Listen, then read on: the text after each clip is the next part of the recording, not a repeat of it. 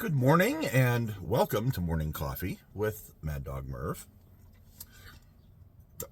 What I like about this is it'll hold a lot more coffee than my other mugs.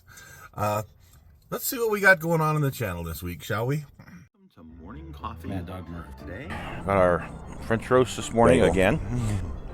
No wonder I'm a big fat guy. I mean, holy cow. I always had a schmear. A schmear. He's probably going for bagels. He's trying to steal. Oh my gosh, I can't even believe it. I have no clue. And I got a bunch of chores to do. Oh, who wants to do that? So for today's shout out, Wicked Makers. Now you guys have heard me talk about them before. But we reached kind of a milestone this last week. Shortly after my birthday, we had the halfway point to Halloween. So from here on, we're getting closer, by half to Halloween. So the countdown has begun. You all know how much I like doing Halloween stuff. And there's a whole big culture out here of folks that, and they just have fun with it. It's not like they're celebrating, Beelzebub or anything like that. No, they just like to decorate like I do. Anyway, Wicked Makers, they have had a little milestone of their own. They just reached 1 million subscribers recently. Oh. How would it be? 1 million, wow. Bless their hearts. They do a great job with what they do. So congratulations to Wicked Makers. And if you want to see some neat Halloween craft ideas, converting animatronics into other real cool animatronics, and what really brought it up was my daughter this last week was trying to do a project where she wanted to have some pants just kind of stand stiff. And she was thinking of using starch, and I said, well, why don't we look into something else? So we went to Wicked Makers and actually saw how they use chicken wire for some certain things. And I said, yeah, this is one of your best resources, kiddo, for anything you're doing arts and craftsy. So anyway, check them out. Wicked Makers.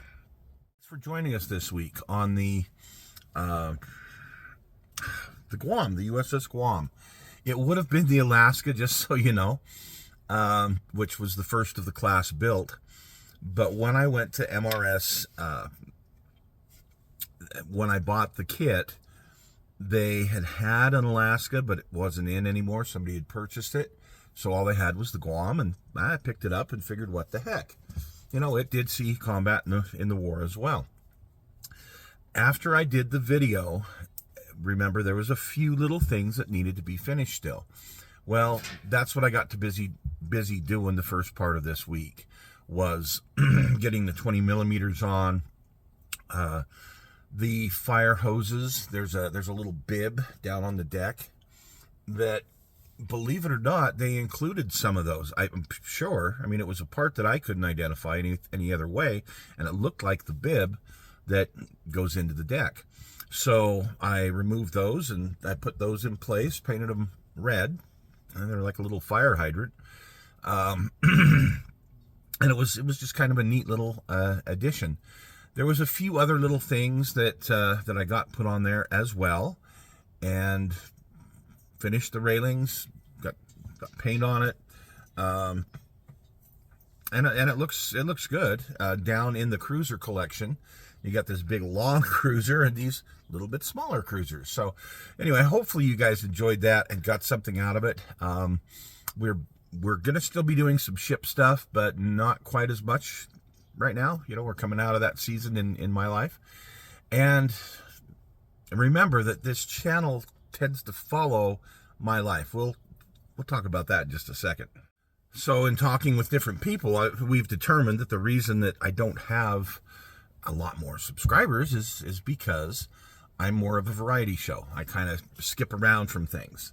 And I know that could get annoying and frustrating. When I put the channel together, I said, this is how I'm going to do it. I wasn't out for trying to, I wanted a little supplemental for the income, but I didn't want to try and make this a business. Then it wouldn't be fun anymore. And the minute it's not fun, I won't do it. So anyway, the channel kind of follows what I'm really doing. You go to some of these other guys, like, I can't remember the name of it now, but some of these like car modelers or ship modelers or airplane modelers, whatever. And they're really good channels, and they're focused on one thing. Like Wicked Makers, they're focused on one thing. Great. I don't have that kind of attention span. I hop all over the place. So this last week, I did a little bit of work on that ship, and I have some other car projects that will be coming up, but I didn't get around to them because I got involved in some family history stuff. I was talking with my sister, and I got led down a rabbit hole. And doing research the way I like to do research, I really got into this and found some wonderful information. But that's what I spent my week mostly doing. So we went from ships. Now tomorrow's show is going to be one of those, what do I call that series? It's the family history series that I do. Adventures in Family History. And the information I'm going to convey there has to do with photo analysis. Okay.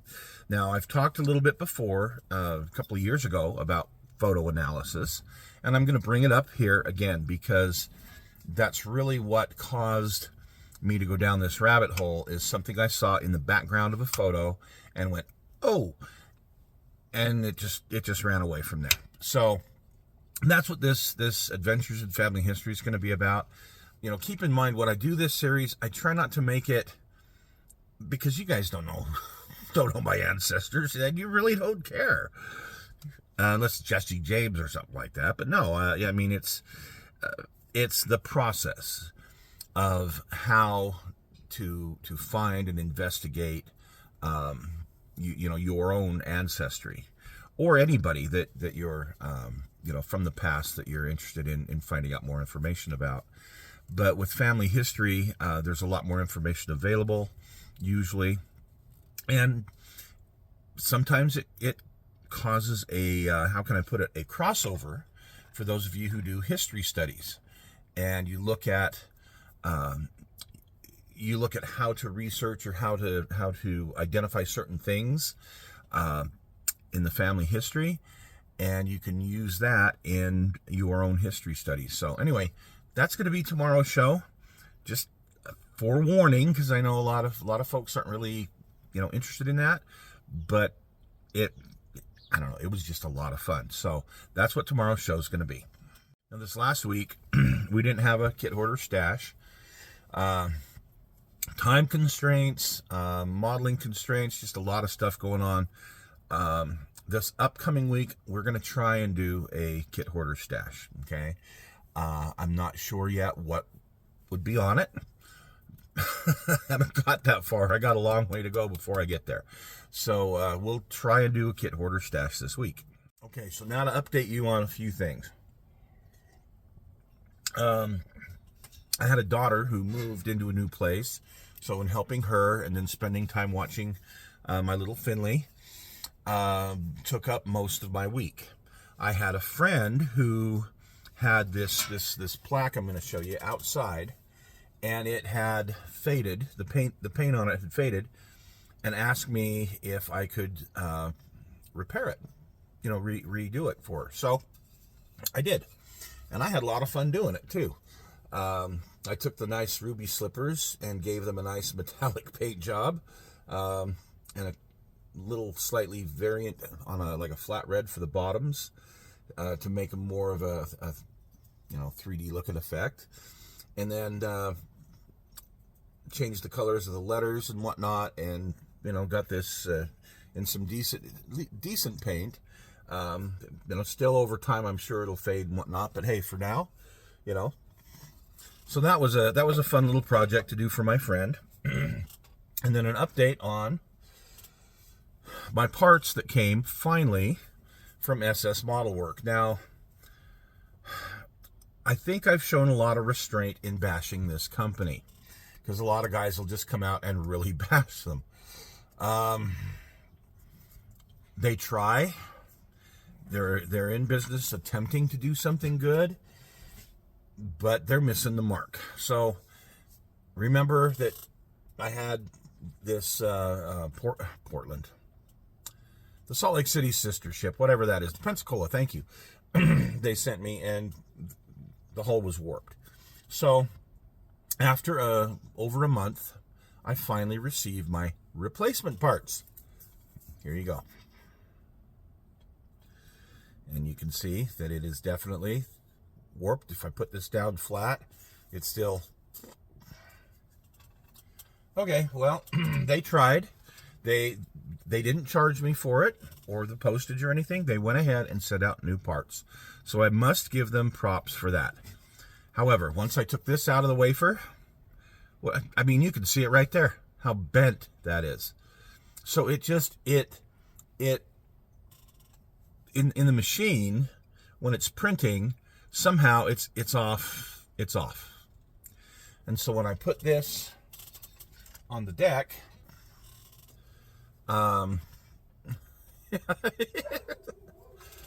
it's totally unusable.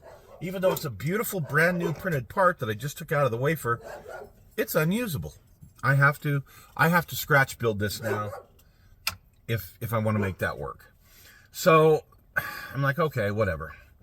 When they sent the replacement main battery, that turned out fine. This time, no problems. The funnel that was full of goo before, when I took it off, this time, no problems. Great.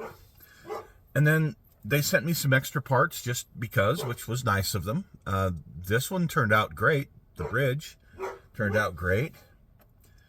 The little, seaplanes turned out great. And there's some other parts here. So I got some nice extra parts, but and they made good on their promise to we'll send you replacement parts. Well, they did send replacement parts. Unfortunately, their process of making stuff is crap. So don't recommend them. All right, so you see what I was busy doing this week. You know what's coming up tomorrow, and that reminds me, for my friends who are in England, that the person that I'm going to be doing this investigation about is my grandfather and my great-grandfather, his dad. But my great-grandfather came over from England. I can't remember, because I'm senile. I know it like the back of my hand, but I can't pull up the information at a moment's notice. But he was born in England, came over on a ship called the Amazon when he was a kid, and they settled here. In Utah. His last name was Plant, by the way. A guy named Plant from England could be interesting. Actually, it's not him particularly that's interesting to you folks. What's interesting is how I came to the deduction of where this guy is. So it's kind of cool. All right, folks, I will see you tomorrow if you feel so inclined to join us for the Adventures in Family History. And if not, then maybe we'll see you Thursday for whatever we decide to do that's kit hoarder stash-ish. And if not, I'll see you next week for morning coffee. Okay, guys, have a good week. Bye-bye.